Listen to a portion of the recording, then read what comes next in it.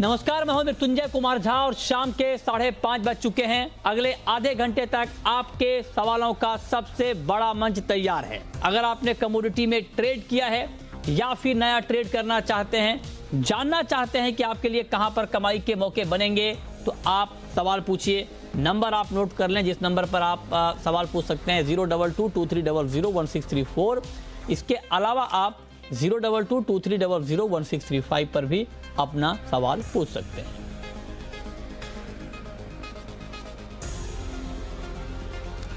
और सबसे पहले बात करते हैं गोल्ड और सिल्वर की, जहां पर इवनिंग के मार्केट में एक तेजी बनती हुई दिख रही है। चांदी में करीब 500 रुपए की तेजी है और गोल्ड का भाव 73 रुपए ऊपर है। हमारे साथ राजीव कपूर हैं ट्रस्ट लाइन के और तरुण सत्संगी हैं। आप दोनों का बहुत स्वागत है। तरुण जी बताएं सर, आज शाम के कारोबार में गोल्ड में क्या ये तेजी जो इस वक्त हम देख पा रहे हैं 73 रुपीज की, क्या ये तेजी बढ़ सकती है? गुड इवनिंग मृत्युंजय जी। देखिए, हमने आज सुबह से ही थोड़ा पॉजिटिव माहौल देखा है गोल्ड एंड सिल्वर के अंदर।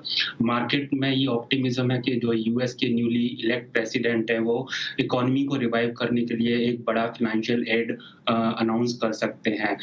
काफी प्राइस्ड इन स्टोरी है और फर्दर रैली के लिए प्राइसेस को कॉमेक्स के अंदर 1865 के ऊपर चलना पड़ेगा, एमसीएक्स के अंदर 49,600 के ऊपर प्राइस को चलना पड़ेगा। 200-250 रुपए का तेजी देखा जा सकता है, इस बात को डिनाई नहीं किया जा सकता इवनिंग सेशन में। बट लॉन्जेविटी रैली के अंदर तभी आएगी जब 1865 के ऊपर प्राइस क्लोज देंगे। ठीक है, चलिए ये रहा आपकी गोल्ड पर है। लेकिन अब हम रुक करते हैं एक महत्वपूर्ण खबर का, क्योंकि खाने के तेल की कीमतों में गिरावट आई है और 10 दिनों में 100 रुपए तक दाम घरेलू बाजार में सोया तेल के कम हो गए हैं। हफ्ते भर में क्रूड पाम तेल में 4% की गिरावट आ गई है। और अब खबर यह है, चूंकि पहले ड्यूटी बढ़ने की बात चल रही थी, लेकिन अब खबर ये घटने की बात चल रही थी, लेकिन अब खबर ये आ रही है, जो हमारे सूत्र बता रहे हैं कि फिलहाल इंपोर्ट ड्यूटी घटाने का कोई इरादा नहीं है। जो मीटिंग हुई थी पिछले हफ्ते, उस मीटिंग में इंपोर्ट ड्यूटी घटाने को लेकर कोई बातचीत नहीं हुई है। इस पर बातचीत करने के लिए हमारे साथ फोन लाइन पर हैं एडेबल मार्केट के जाने माने एक्सपर्ट, दिग्गज एक्सपर्ट दोराब जी मिस्त्री, जो कि गोदरेज इंटरनेशनल के डायरेक्टर हैं, सिंगापुर से इस वक्त हमारे साथ जुड़ रहे हैं। दोराब जी, बहुत बहुत स्वागत है सर आपका जी बिजनेस पर। मेरा पहला क्वेश्चन आपसे यही होगा कि चूंकि दाम बहुत कम हो गए हैं पिछले 15-20 दिनों में ऑयल के, डबल ऑयल के, तो क्या आपको लगता है कि अभी भी ड्यूटी कट करने की जरूरत है, या अब आपको लगता है कि ड्यूटी घटाने की जरूरत नहीं है, ऑलरेडी दाम कम हो गए हैं? आपका टेक क्या है इसके ऊपर? सबसे पहले तो मृत्युंजय जी, आपके जी बिजनेस के दर्शकों को हमारी तरफ से बधाई और वेरी हैप्पी न्यू ईयर। और आपको भी बधाई। मैंने पिछले शुक्रवार को आपका प्रोग्राम देखा था जिसमें आपने चर्चा बनाई कि ड्यूटी घटानी चाहिए या नहीं, और मेरा तो सबसे यही कहना था कि ड्यूटी घटाने में कोई फायदा भारत को नहीं है। और जैसे हमने माना वैसे ही हुआ, दाम घटने लगे और अब तो दाम काफी अच्छे तरीके से घट रहे हैं। करीबन 10% निकल गया पीक से। तो मेरा मानना है कि जो फैक्टर बुलिश थे वो सब 2020 में थे, और जब 2020 से हम 2021 में आए तो पाम के जो 4 बड़े बुलिश फैक्टर थे वो सब अब नाकामयाब हो गए। अभी आगे चलकर बाजार में क्या होगा ये निर्भर रहेगा ला निना और साउथ अमेरिकन सोया के चलने पर।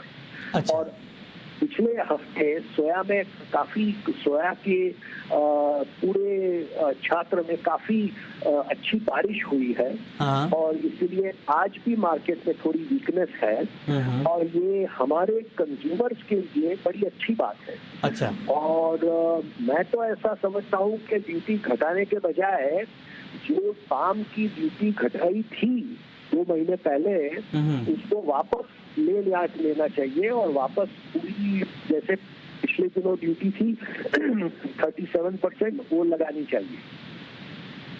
अच्छा, तो आप ये कह रहे हैं कि अभी ड्यूटी कम करने की कोई ज़रूरत नहीं है, और क्योंकि ऑलरेडी आप कह रहे हैं कि दाम कम हो गए हैं, तो ऐसे में ड्यूटी घटाने की कोई ज़रूरत आप कह रहे हैं कि इस वक्त नहीं है।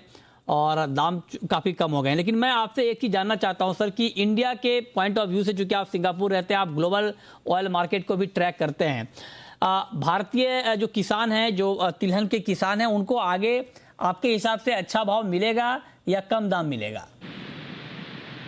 मेरे हिसाब से अच्छा ही दाम मिलेगा, क्योंकि हिंदुस्तान में मस्टर्ड की डिमांड काफी अच्छी रही है।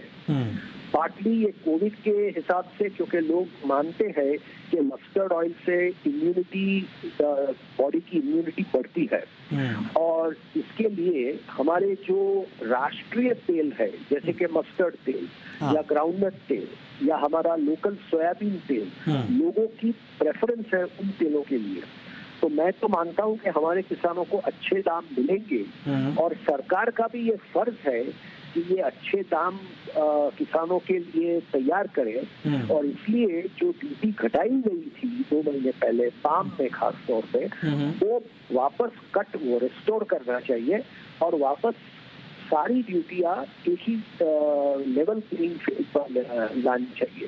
वो जो ड्यूटी कट की थी सरकार ने, वो उस समय उसकी जरूरत थी, क्योंकि दाम बढ़ रहे थे। लेकिन अब जब दाम नीचे आ रहे हैं, तब उस ड्यूटी कट का कोई मतलब नहीं, कोई जरूरत नहीं। अच्छा, ठीक है। तो आप कह रहे हैं कि जो ड्यूटी कट की गई थी उसको दोबारा वापस किया जाए, मतलब फिर से ड्यूटी उतनी बढ़ा दी जाए। लेकिन एक सवाल सर मैं आपसे और पूछना चाहता हूं कि आपके हिसाब से ओवरऑल ऑयल का मार्केट अभी रहने वाला कैसा है? पूरा अगर मैं 2021 की बात करूं तो पूरे साल में आप ऑयल मार्केट में क्या देख रहे हैं? क्या ऑयल मार्केट तेज रहेगा पूरे साल में, या साल के आखिर तक, या जिस लेवल पे अभी है इसी लेवल पे रहेगा? आपका आउटलुक क्या है ऑयल को लेकर के, लेटेस्ट आउटलुक? मेरा आउटलुक है कि दाम पीक हो चुके हैं। जनवरी में ही दाम पीक हो गए, और आगे वाले दिनों में दाम धीरे धीरे से घटते जाएंगे। जैसे उत्पादन बढ़ता जाएगा, जैसे मौसम इम्प्रूव होता जाएगा पूरी दुनिया भर में। 2020 एक बहुत ही अजीब सा ईयर था, जिसमें सारे के सारे फैक्टर बुलिश हो गए। ला नीनिया आ गया, यहाँ सूखा साउथ ईस्ट एशिया में, तरह तरह के प्रॉब्लम हुए। अब ये सब प्रॉब्लम 2020 से निकल चुके हैं, और 21 के साल में सारे फैक्टर धीरे धीरे अच्छे होते जाएंगे। अच्छा। और ये बायोडीजल का जो एक बहुत बड़ा फैक्टर था इंडोनेशिया में, वो फैक्टर बिल्कुल स्टेबल है। अभी उसमें और ज्यादा बढ़ावा नहीं आएगा बायोडीजल में। जो 30% बायोडीजल मिला ली जाती है, वो 30 की 30 ही रहेगी। तो इसलिए मेरा मानना है कि भाव अब धीरे धीरे कम हो जाएंगे। कल धड़ाधड़ भाव नहीं गिरने वाले हैं, लेकिन धीरे धीरे ये मंदी आएगी। और इसलिए लोगों को उतना ही खरीदना चाहिए जितना कि उनको चाहिए, और ज्यादा होल्डिंग, स्टॉकिंग वगैरह करने की कोई जरूरत नहीं है। तो मतलब आप कह रहे हैं कि धीरे धीरे आगे अचानक से शॉर्ट टर्म में नहीं कम होंगे, लेकिन हाँ आप कह रहे हैं कि धीरे धीरे आगे कम होंगे। लेकिन सर दो अलग अलग बातें हैं। एक तरफ आप कह रहे हैं कि आगे दाम थोड़े कम होंगे, दूसरी तरफ आप कह रहे हैं कि फार्मर को अच्छा भाव मिलेगा। तो ये दोनों चीजें एक साथ चल सकती हैं क्या, कि दाम भी कम हो जाएं, किसानों को अच्छा भाव भी मिले? भाव इतने बढ़ गए थे, और पूरा का पूरा फायदा किसान को नहीं मिल रहा था। तो मैं सोचता हूं कि जो एमएसपी सरकार ने जाहिर की है, एमएसपी से भाव ज्यादा ही रहेंगे। अच्छा, एमएसपी से ऊपर रहेंगे। रहेंगे। और मैं सरकार को भी धन्यवाद देना चाहता हूं कि ये पूरे समय में जब के भाव ज्यादा थे, इन लोगों ने फ्यूचर्स मार्केट को परफॉर्म करने दिया। और फ्यूचर्स मार्केट में कोई रुकावट नहीं। ये बहुत अच्छी चीज है, क्योंकि मार्केट को हमेशा अपनी नेचुरल बिहेवियर है वो होनी चाहिए। ठीक है। जब आप ये कह रहे हैं कि एमएसपी से ऊपर ही भाव रहेंगे, ये बहुत महत्वपूर्ण बात है, क्योंकि आपकी बात बहुत अहमियत रखती है मार्केट में, क्योंकि आपको लोग बहुत गंभीरता से सुनते हैं, आपकी बात के ऊपर अमल भी करते हैं। और आप कह रहे हैं कि एमएसपी से ऊपर भाव रहेंगे। इस पर मैं थोड़ी और क्लैरिटी आपसे चाहता हूं कि जब आप ये बात कह रहे हैं कि एमएसपी से ऊपर भाव रहेंगे, तो क्या मस्टर्ड के भाव एमएसपी से ऊपर रहेंगे सिर्फ, या सोयाबीन के रहेंगे? इस पर सर ज्यादा क्लैरिटी चाहिए। क्या सारे तिलहन के दाम एमएसपी से ऊपर रहने वाले हैं? मैं मानता हूं कि सारे तिलहन के दाम, मैं नहीं मानता कि मस्टर्ड के भाव MCX में 5,000 से कम होंगे। अच्छा। ये जो 5,000 का जो न्यू क्रॉप अप्रैल का वायदा 5,000 पे टिका हुआ है, मैं नहीं मानता कि 5,000 से ज्यादा नीचे आ सकता है। ये कहते हैं कि फसल बहुत बड़ी है, लेकिन हम जब फसल देखें तब हम ये निश्चित करेंगे कि फसल कितनी बड़ी है। तो और लोगों को बेरिश मंदी की बातें ज्यादा करने की कोई जरूरत नहीं है। अच्छा। तो मैं मानता हूँ कि ये 5,000 और 4,900 वगैरह के भाव टिकेंगे अप्रैल मई तक, और किसान अपना पूरा माल बेच सकेगा अच्छे दाम से। और इसीलिए मैं ये भी दोबारा कहता हूँ कि जो ड्यूटी सरकार ने घटाई थी 2 महीने पहले पाम, उस समय वो बराबर था, लेकिन आज वो कट का कोई जरूरत नहीं, और वो वापस ड्यूटी जो पहले थी उतनी लेवल पर ले जानी चाहिए। अच्छा, ये आपने बहुत महत्वपूर्ण कहा कि 5,000 के आसपास ही सरसों के भाव रहेंगे, उससे कम नहीं होंगे। तो सर, सोयाबीन के ऊपर क्या आपका आउटलुक है? क्या सोयाबीन का प्राइस भी MSP के ऊपर रहने वाला है? सोयाबीन प्राइस को लेकर के आपका क्या नया व्यू है? देखिए, सोयाबीन का प्राइस भी टिकेगा, और सोया मिल का एक्सपोर्ट भारत से ज्यादा हो नहीं रहा है, क्योंकि कंटेनर की शॉर्टेज है वगैरह, क्या हम बोलते हैं कि लॉजिस्टिकल प्रॉब्लम्स है। अगर वो लॉजिस्टिकल प्रॉब्लम सही हो गए तो हिंदुस्तान से सोयाबीन की भी एक्सपोर्ट शुरू हो जाएगी। अच्छा। और आप जानते हैं कि मकाई की तो हिंदुस्तान से एक्सपोर्ट शुरू हो गई है, और चाइना मकाई ले रहा है हिंदुस्तान से। सो इन बातों को लेकर मुझे लगता है कि भाव ज्यादा गिरने वाले नहीं है। अच्छा। हालांकि ज्यादा ऊपर भी नहीं जाएंगे, ठीक भी नहीं होगा। ये 2021 एक ऐसा साल होगा जिसमें कंज्यूमर को भी थोड़ी रिलीफ मिलेगी, और किसानों को, फार्मर को भी अच्छे दाम मिलेंगे। अच्छा, ये आपने बहुत महत्वपूर्ण बात कही कि दाम गिरेंगे नहीं ज्यादा, बहुत पैनिक करने की जरूरत नहीं है। हाँ, बहुत बड़ी तेजी भी नहीं आएगी। तो आपने कहा कि MSP के आसपास का भाव रहेगा सोयाबीन का, मस्टर्ड का। आखिरी सवाल सर मेरा आपसे होगा, अगर आप बताना चाहें कि सोया ऑयल और क्रूड पाम तेल, इसके ऊपर आपका प्राइस टारगेट क्या है सर? मृत्युंजय साहब, मैं प्राइस टारगेट वैसे तो नहीं बताता हूँ। फोरकास्टिंग तो बहुत ही खतरनाक चीज है। कभी आप जानते हैं, आप कितने सालों से इस इंडस्ट्री में हमारे साथ जुड़े हैं। मैं फोरकास्ट तो नहीं करना चाहता हूँ, लेकिन मैं एक बात जरूर बताता हूँ कि जो पिछले साल जो पीक प्राइस पर हम पहुंचे थे, वो इस साल हम नहीं जाएंगे। और साथ ही साथ जो भाव घट गए थे मई महीने में, अप्रैल महीने में कोविड के कारण, वो भी दशा नहीं आई हमारी। तो ये साल स्टेडी स्लाइटली लोअर प्राइसेस की ट्रेंड रहेगी पूरे साल। ये आपने बहुत एक सटीक आउटलुक आप इस वक्त जी बिजनेस पर सुन रहे हैं, और देश के ही नहीं दुनिया के जाने माने एक्सपर्ट हैं दोराब जी मिस्त्री AOL के, और उन्होंने बहुत महत्वपूर्ण बात कही कि ना तो कोई बहुत बड़ी तेजी हम देखेंगे ऑयल में, और ना ही कोई बड़ी मंदी जो कोविड के कारण हो गई थी। तो मतलब ये कि विन विन सिचुएशन कंज्यूमर के लिए भी और फार्मर्स के लिए भी 2021 में होने वाला है। किसानों को भी अच्छा भाव मिलेगा, और कंज्यूमर को भी अपनी जेब ज्यादा ढीली नहीं करनी पड़ेगी। और एक बात दोराब जी मिस्त्री ने बहुत महत्वपूर्ण कही, और चूंकि पॉलिसी मेकर जो हैं वो दोराब जी की बातों को काफी गंभीरता से लेते हैं, तो वो कह रहे हैं कि ड्यूटी अभी कम करने की जरूरत नहीं है। जो खबर हमने भी आपको दिखाई कि अभी सरकार की ऐसी कोई योजना भी नहीं है, जो मीटिंग हुई थी लास्ट वीक, दोराब जी भी उस पर मुहर लगा रहे हैं। वो भी कह रहे हैं कि दाम चूंकि कम हो गए हैं तो अभी ड्यूटी कट नहीं होनी चाहिए।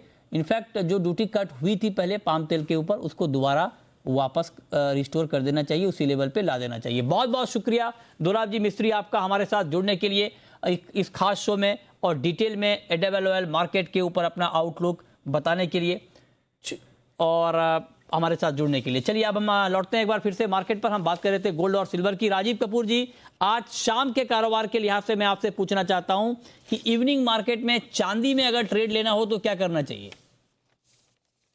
मृत्युंजय जी, बहुत ही मतलब short term point of view से, इंट्राडे पॉइंट ऑफ व्यू से चांदी को मैं समझता हूँ करंट मार्केट रेट पे खरीदना चाहिए। 65,600 का स्टॉप लॉस रखना चाहिए, और 66,400 का इसमें टारगेट है। अच्छा, ठीक है, तो ये राय है आपकी चांदी के ऊपर। अब हम बात करते हैं क्रूड की।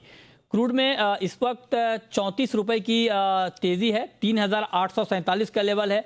तरुण जी, क्या आज शाम के कारोबार के लिए क्रूड को 3900 के टारगेट के लिए, 3900 के टारगेट के लिए खरीदना चाहिए? या सर्टेनली हमने देखा है 3790 काफी अच्छा सपोर्ट था एमसीएक्स के अंदर एंड कॉमेक्स नाइमेक्स में भी काफी अच्छा सपोर्ट था $51 के आसपास, वहां से काफी अच्छा रिबाउंड आया है। सर्टेनली ऐसा लगता है कि शॉर्ट टर्म में इंट्राडे में 3885 से 3900 के प्राइस देखे जा सकते हैं। डिप्स पे इस काउंटर को बाय करना चाहिए। अच्छा, तो आप कह रहे हैं गिरावट पर कच्चा तेल खरीदना चाहिए और आपको यहाँ पर 3885 के ऊपर का टारगेट दिख सकता है। इस वक्त मार्केट है 3847 के लेवल पे। अब हम बात करेंगे बेस मेटल की। बेस मेटल में राजीव जी, आपका क्या व्यू है और आज शाम के कारोबार के लिए आपकी टॉपिक क्या है ओवरऑल मेटल में? मृत्युंजय जी, मुझे लगता है कॉपर फिर से 612-13 के स्तर को अचीव कर सकता है आज के सत्र में, तो कॉपर हमारा बेस्ट बाय रहेगा। 608.50 पर बाय करना चाहिए, 605 का स्टॉप लॉस और 613 रुपए का टारगेट। ठीक है, अगला सवाल है। अच्छा, अब हम शुरू करते हैं सवाल जवाब और पहला सवाल है कैलाश चंद्र मोदी का, सदुलपुर से हमारे साथ जुड़ रहे हैं। पूछिए कैलाश जी। नमस्कार सर। नमस्कार, पूछिए सर, सिल्वर वास्तव में 1 लाख जाने का टारगेट है क्या साल के एंड तक? फिजिकल में बाई करना चाहें तो कर ले क्या? अच्छा, फिजिकल में अभी सिल्वर खरीदना चाहिए क्या, ये आप जानना चाहते हैं? करीब करीब 400 रुपए की तेजी है चांदी में फ्यूचर में इस वक्त। बताइए तरुण जी, क्या फिजिकल में अभी चांदी खरीदने का सही मौका है, लेना चाहिए चांदी? आई थिंक इनको वेट करना चाहिए। मुझे ऐसा लगता है कि अभी सिल्वर थोड़ा सा करेक्शन लेगा लाइक गोल्ड एंड पॉसिबिलिटी है कि आने वाले 1 या 2 महीने के अंदर सिल्वर के प्राइस 55,000 के आसपास भी आ जाए, क्योंकि ये इन्वेस्टर है। इस वजह से मैं सलाह दूंगा कि 55,000 या उसके आसपास अगर ये बाइंग बनाएंगे और इनकेस अगर कुछ पैनिक या वर्स्ट सिनेरियो भी आता है तो इनको ज़्यादा नेगेटिव्स नहीं देखने पड़ेंगे प्राइसेस के अंदर। एंड रही बात 1 लाख की, टफ टू से, लेकिन मेरा ऐसा कहना है कि बेस्ट केस सिनारियो 75,000 80,000 इस साल देखा जा सकता है। ओके, अगला सवाल है जिगर का। पूछिए जिगर जी। सर, इंट्राडे के लिए 6 घंटे के लिए गोल्ड में क्या करना है, बाय या सेल? 6 घंटे के लिए गोल्ड में क्या? अच्छा सवाल आपने पूछा है और ये सवाल हम अपने गेस्ट से भी पूछते हैं कि 6 घंटे के लिए बताइए, तो आज आपने ही पूछ दिया अपनी तरफ से, बहुत बढ़िया। बताइए राजीव जी, 6 घंटे के लिए क्या किया जाए गोल्ड में? मृत्युंजय जी, 48,750 के स्टॉप लॉस से खरीदना चाहिए करंट रेट पर, 49,100 का टारगेट। ठीक है, अगला सवाल है गोपाल का, चुरू राजस्थान से। पूछिए गोपाल जी। जी सर, नमस्कार। नमस्कार, पूछिए। सर जी, आज जब में गुहार पड़ा है तो करोड़ तो 3839 हो गया, इसको भी 4500 करवाओ सर, कब तक होगा? करवाओ सर, मेरे हाथ में नहीं है करवाना, मैं तो आपको मार्केट का व्यू देता हूँ। बताइए राजीव जी, ग्वार में क्या होगा अभी? मृत्युंजय जी, 4,000 से और 3800 की रेंज में ही दिखता है ग्वार ओवरऑल अभी तो मुझे। और अगर 3800 की रेंज को अगर ये नीचे में छोड़ता है तब मुझे लगता है कि और नीचे आ सकता है, और जहां ये 4050 की रेंज के ऊपर चलेगा तो उस स्थिति में मुझे 4200 का स्तर दिखता है। तो अभी 5,000 का तो अभी दिख नहीं रहा है चार्ट पे। ठीक है, अगला सवाल है पवन का। पूछिए पवन जी। सर जी, मेंथा ऑयल जो चले आए आपका, मार्च महीने में हमें क्या मिल जाएगा? केवल हमें मार्च का ही चाहिए, जो है ऊपर में क्या मिलेगा, नीचे में क्या मिलेगा, क्या लग रहा है मार्च के महीने तक? बताइए राजीव जी, मेंथा में मार्च तक क्या आउटलुक है आपका? मृत्युंजय जी, 1,050 और नीचे में 900 रुपए, मुझे इस दायरे में ही दिखता है अभी मेंथा। अच्छा, जब भी इस दायरे को टूटेगा तब एक दिशा निर्धारित करेगा, तब तक मुझे लगता है एक रेंज में रहना चाहिए 1,050 और 900। ओके, ठीक है। अगला सवाल है राधा का, सतना एमपी से हमारे साथ हैं। पूछिए राधा जी। सर, मुझे ये जानना था, मैं अभी गोल्ड और सिल्वर बाय करना चाहती हूँ, तो मैं अभी बाय कर लूँ आज के लेवल पे या कुछ दिन बाद रुक के बाय करूँ? बताइए तरुण जी, गोल्ड और सिल्वर इनको खरीदना है, अभी खरीद लें या थोड़ा रुक कर खरीदें, क्या करें? आई थिंक अगर इनका आउटलुक शॉर्ट टर्म का है तो मैं सलाह दूंगा कि थोड़ा डिप्स का वेट करना चाहिए, क्योंकि अभी जिस तरीके से लास्ट 15 डेज के अंदर प्राइसेस करेक्ट हुए, अभी भी हमारे को ऐसा लगता है कि फॉलो अप सेलिंग इस काउंटर के अंदर ऑफ रेट देखने को मिलेगी। मेरा ऐसा मानना है कि गोल्ड 47,500 आना चाहिए एंड $1780 के आसपास कॉमेक्स में आना चाहिए। इवन सिल्वर भी मुझे लगता है कि एक अनदर राउंड ऑफ सेलिंग इसके अंदर देखने को मिलेगा एंड इन दैट सेलिंग हो सकता है कि प्राइस 63-62,000 के आसपास आए। तो अगर इनको पोजिशनली बाय करना है तो आई थिंक वो लेवल कंफर्टेबल लेवल होंगे बाय करने के लिए रादर देन नाउ। ठीक है, ओके, ये राय है आपकी। चलिए, अब चूंकि हम आपको रोज बताते हैं कि बजट से इस बार अलग अलग जगहों के किसानों की क्या उम्मीदें हैं, तो आज हम आपको बताते हैं कि ग्वालियर के किसान इस बजट से क्या चाहते हैं।